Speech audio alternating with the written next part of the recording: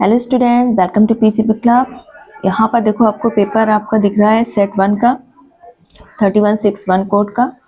तो इसके ज़्यादातर क्वेश्चन आपके सेट 2 और सेट 3 से मिलते हुए आपको इसका डिटेल में जो एक्सप्लेनेशन है आप सेट 2 और सेट 3 के एक्सप्लेनेशन में जाकर देख सकते हैं।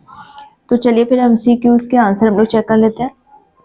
फर्स्ट का आपका सी होगा, सेकंड का डी, थर्ड का आपका सी होगा, फोर्थ का सी होगा, फिफ्थ का आपका बी होगा, सिक्स का आपका डी होगा टार्ट्रिक एसिड, सेवन्थ का आपका बी होगा यानी कि आपका plaster of Paris and washing soda, eighth का आंसर आपका डी होगा, नाइन्थ का आंसर आपका डी होगा, 10 यहाँ पर देखो जो लीशमानिया है ये वाला MCQ आपका अलग है, ये ना तो सेट 2 में है ना ही सेट 3 में। देखो लीशमानिया में क्या होता है आपका बाइंडी फिशन होता है, स्पाइरोगाइरा में फ्रेगमेंटेशन, प्लेनेरिया में रीजनरेशन के थ्रू एंड प्लाज्मोडियम में मल्टीपल फिशन।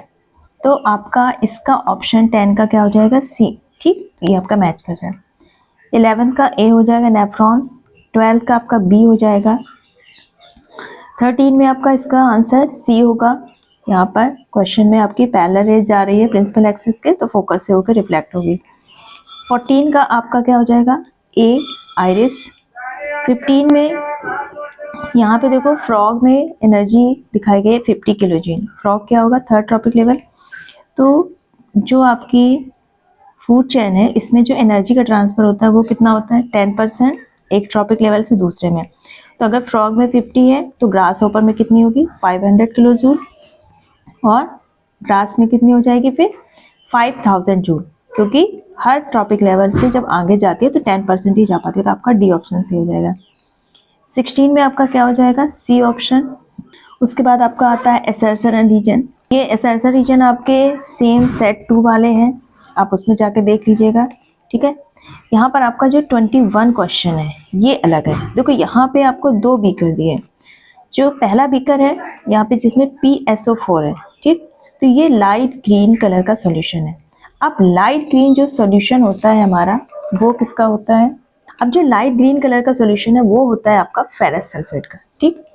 अब जब हम क्यू मेटल की रॉड इसमें डिप करते हैं तो 1 घंटे बाद सॉल्यूशन हमारा कैसा हो जाता है कलरलेस।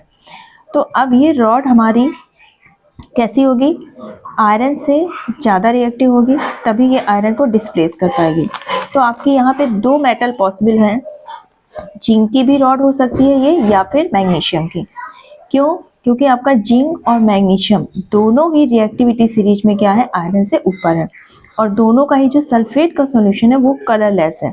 तो आपका P होगा आयरन, ठीक है, और आपका जो Q है वो आप जिंक भी लिख सकते हैं या फिर मैग्नीशियम, और आप रिएक्शन कुछ इस तरह से लिख सकते हैं जैसे इसमें लिखा हुआ है। आपका 22, 23 ये सारा आपका सेट 2 के हैं, उसमें डिस्कस किया गया है। आप लिंक डिस्क्रिप्शन में चेक कर आप सॉल्यूशन देख सकते हैं। उसके बाद आता है आपका 26। देखो 26 में पूछा गया है जो आपके नेचुरल पॉन्ड्स और लेक्स हुए तो उनको क्लीन करने की ज़रूरत नहीं पड़ती, लेकिन जो हमारे एक्वेरियम है स्विमिंग पूल है तो उनको क्लीन करने की ज़रूरत पड़ती है। तो देखो जो हमारे नेचुरल पॉन्ड और लेक्स हैं तो ये क्या है नेचुरली बने हुए हैं, इनमें ये एक तरह से खुद एक इकोसिस्टम की तरह वर्क करते हैं, यानी कि इसमें प्रोड्यूसर भी होंगे, कंज्यूमर भी होंगे, डिकम्पोजर भी होंगे।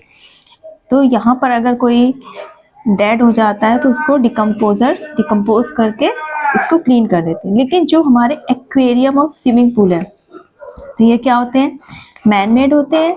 तो यहाँ पर हमें ना तो यहाँ पे डिकम्पोजर प्रेजेंट होगा और ना ही कोई इकोसिस्टम। तो यहाँ पर हमें अगर कोई फिश डाई हो जाती है तो उसको क्लीन करने की जरूरत पड़ती है। तो इसका आंसर ये हो जाएगा कि आपका जो एक्वेरियम स्विमिंग पूल है तो यहाँ पर हमें क्लीनिंग की पड़ती है रेगुलर। आपके बाकी 27, 28 ये सारे क्वेश्चन आपके सेट 2 और सेट 3 से है, तो आप ये उसमें जाकर चेक कर लीजिएगा। सेट 2 और सेट 3 दोनों का लिंक डिस्क्रिप्शन में दिया। यहाँ पे देखो 32 वाला जो क्वेश्चन है ये अलग है। यहाँ पे देखो आपको क्या दिया है, आपको दिया है जो लेंस है उसकी पावर दी है +2 डायोप्टर, तो देखो पॉजिटिव पावर है यानी कि हमारा कॉन्वेक्स लेंस है। अब जो कॉन्वेक्स लेंस है तो वो हमारे किस टाइप के डिफेक्ट्स में यूज होता है, हाइपरमेट्रोपिया। तो आपका जो फर्स्ट ऑप्शन है कि name the defect of vision and person suffering from, तो आपका क्या हो जाएगा आंसर, हाइपरमेट्रोपिया। टू कॉजेज जो बताना है तो पहला ऑप्शन क्या हो जाएगा, अब हाइपरमेट्रोपिया यानी कि हमारी जो आई लेंस है तो वो क्या है हमारा सिर्फ रिलैक्स पोजीशन में है, पास का नहीं देख पा रहा है, तो यानी कि low converging power of eye lens. और सेकंड क्या हो जाएगा, eye ball beam too short, ताकि अब आई बॉल इतना शॉर्ट है कि जो इमेज है वो रेटिना के पीछे बन रहा है, ठीक। तो ये रीजन हो जाएगा। Determine the focal length of the lens, तो देखो फोकल लेंथ कैसे निकालेंगे, पावर इक्वल टू क्या होता है 1/f यानी कि फोकल लेंथ मीटर में, तो पावर हमारी 2 है तो फोकल लेंथ हमारी कितनी हो जाएगी 0.5 मीटर। बाकी के आपके सारे क्वेश्चंस सेट 2 एंड सेट 3 के हैं। सो आई होप आपके जो क्वेश्चंस नहीं हुए थे वो आपको बाकी क्वेश्चन का सॉल्यूशन मिल गया होगा। तो अगर आपको अदर सेट्स के सॉल्यूशन और आने वाले जो मैथ्स के पेपर है उनका सॉल्यूशन चाहिए तो चैनल को सब्सक्राइब कर लीजिए और बेल आइकन प्रेस कर दीजिए। और अगर वीडियो पसंद आया है तो इसको अपने फ्रेंड्स को ज़्यादा शेयर करिए, लाइक करिए। Thank you and wish you all the best for your all upcoming exams.